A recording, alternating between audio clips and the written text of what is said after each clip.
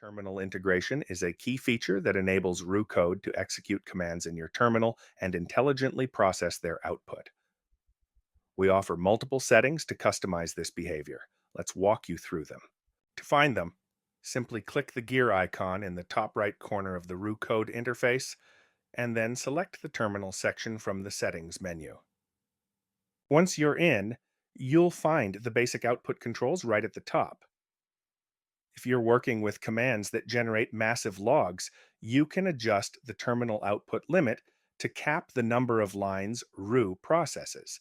This helps stay within your token budget by keeping the important headers and results, while omitting the middle. Similarly, the terminal character limit acts as a hard cap to prevent memory issues from extremely large data blobs. To keep your chat clean, try enabling the option to compress progress bar output. It collapses those active spinners and bars, so Roo only sends the final state to the AI, significantly reducing unnecessary noise in your task history. Next up, the biggest decision you'll make here is whether to use the inline terminal. We recommend keeping this on. In this mode, Roo runs everything through its own internal interface, streaming output directly inside the task area.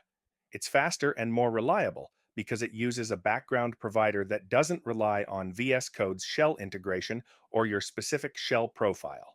However, if you need to see your commands running in the standard VS Code panel or require specific shell customizations, you can toggle this off to use the integrated terminal instead. Switching to the integrated terminal opens up some advanced options. If your shell takes a moment to warm up, which is common in environments like WSL, you can increase the terminal command delay to add a brief pause before execution. You can also ensure your terminal has the same context as your main VS Code session by toggling the switch to inherit environment variables. Further down, you'll find specific workarounds for shells like ZSH, Bash, and PowerShell.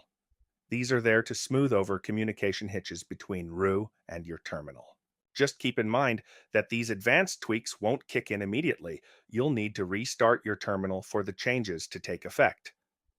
You can do this quickly by clicking the trash icon in your terminal panel and opening a new one. Tweak these settings to see what works for you, and let us know your feedback.